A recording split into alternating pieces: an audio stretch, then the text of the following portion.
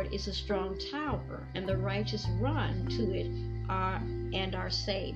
So the bottom line for this is, let us remain vigilant in our spiritual growth, always seeking to maintain a contrite spirit and eschew all forms of arrogant pride. And with the light of life shining within us, we can overcome the Leviathan spirit and all other magnificence and manifestations of pride, and experience the eternal life that comes from walking in obedience, in harmony with God's will. So then we have Leviathan spirit mentioned in Psalms and Revelation.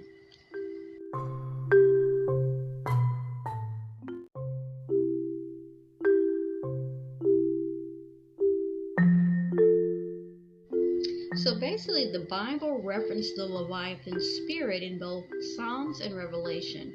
Now, in Psalm 74 specifically, we see the description of God as a dragon slayer who defeats the Leviathan. This is often interpreted as a symbol of the power of God over evil and the ultimate defeat of darkness. When we look at Psalm 74 verses 13 and 14, this is what it says. You divided the sea by your might, and you broke the heads of the sea monsters on the waters. You crushed the heads of Leviathan. You gave him as food for the creatures of the wilderness. Okay, so similarly, the book of Revelation equates the dragon with the Leviathan spirit, as both are seen as embodiments of evil and pride. However, in Revelation, Jesus can overcome the dragon and all evil through his sacrifice and his resurrection. So we look at Revelations 12:9. And the great dragon was thrown down, the ancient serpent, which is called the devil and Satan, the deceiver of the whole world. He is thrown down to the earth, and his angels were thrown down with him. So as Christians, we are called to resist the Leviathan spirit and all other forms of temptation and pride that seek to separate us from God. Now, through our faith in Jesus, we have access to the light of life and the power to overcome darkness. May we always reject the spirit of heaviness and instead embrace a contrite spirit that seeks to honor God and grow in our covenant relationship with Him. So now they talk about the historical perspectives in reference to the Leviathan spirit. So the Leviathan spirit is a biblical concept interpreted differently throughout history. Now, the notion is based on the biblical accounts of a creature that embodies evil and is characterized by strength and power. But throughout history, Christian scholars and theologians have examined the concept of the Leviathan spirit, analyzing its biblical roots and interpreting its meanings.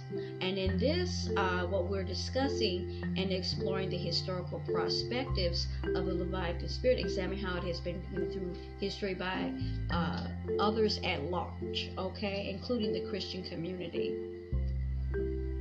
So since the concept of the Leviathan spirit has been referenced in various historical documents and actual religious texts dating back to ancient times. Now, across cultures and religions, the Leviathan spirit, or the Leviathan, has been depicted as large and serpent-like creature with sharp teeth and tremendous power. Now, the Leviathan is also associated often with pride and desires for power, which we've referenced several times in this particular article, and is viewed as a force that seeks to destroy relationships and actual communities. Now, in Jewish literature, the Leviathan is referenced as a creature without fear that is known for its ability to divide relationships and break covenants. It's also viewed as a hedge of protection, offering ongoing protection to those who seek it. That's interesting. The Leviathan has also been referenced in Christian literature as a manifestation of pride and religious pride. Yeah, in this particular article, it seems like it's very much tied to pride. Now, this is interesting Connection to mythical creatures. The Leviathan spirit in Christianity is often associated with mythological creatures, such as dragons and serpents. Throughout history, these creatures have been portrayed in literature as symbols of chaos, destruction, and evil. In some legends, dragons represent the forces of evil that must be overcome for good to prevail. And I'm going to stop here for a second. I was watching something with Miss Mary, and I forget what channel it was on, but I think the show or the series was called Monsters Are Real, and it showed a lot of imagery of dragons and serpent-like creatures across different cultures.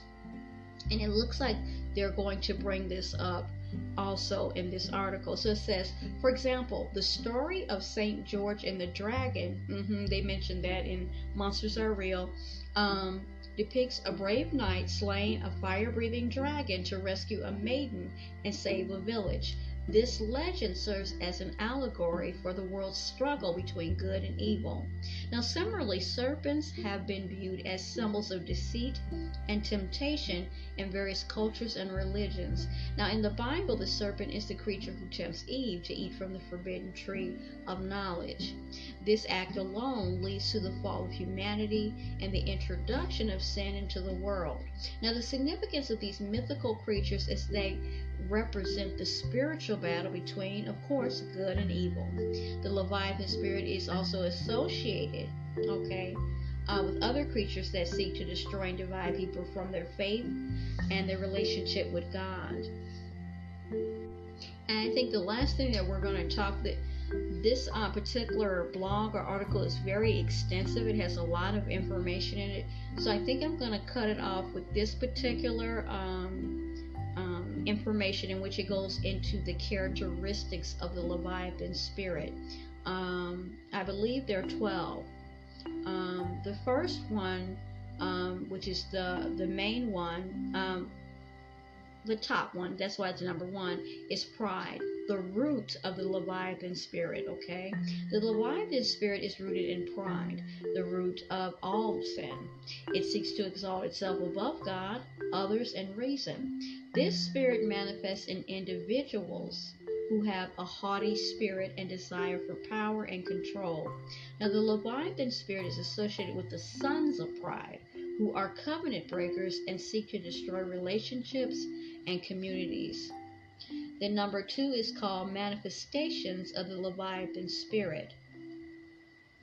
The Leviathan spirit can manifest in different ways, including spiritual pride, religious pride, and intellectual pride. So, pride of all kinds.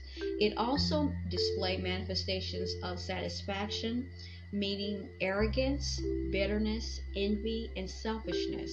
The Leviathan spirit causes division in relationships, churches, and communities, and undermines the faith of believers. Number 3, symbolized by a crooked serpent or dragon. A crooked serpent or dragon often symbolizes the Leviathan spirit. That's interesting. And this image has significant biblical significance. Satan used the serpent in the Garden of Eden, and this deception led to the fall of humanity. The snake was cursed by God and placed in enmity. I have such a tongue. Enmity, articulation, right, with humankind. Now, the snake symbolizes Satan and his deceptive tactics, and the dragon represents Satan's power, his fury, and his violence. Now, the crooked serpent or dragon also appears in other parts of the Bible, such as the book of Revelation. Now, in Revelation, the dragon represents the evil forces that oppose God and God's people. The dragon is depicted as a powerful and terrifying creature that seeks to destroy.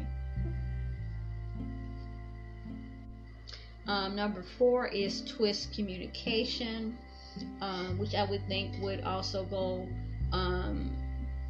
into division, starting conflicts, confusion, and chaos. And we see that today With everything that we hear, it's always conflicting, it's confusing, it doesn't make sense. You'll have all these different versions of stories to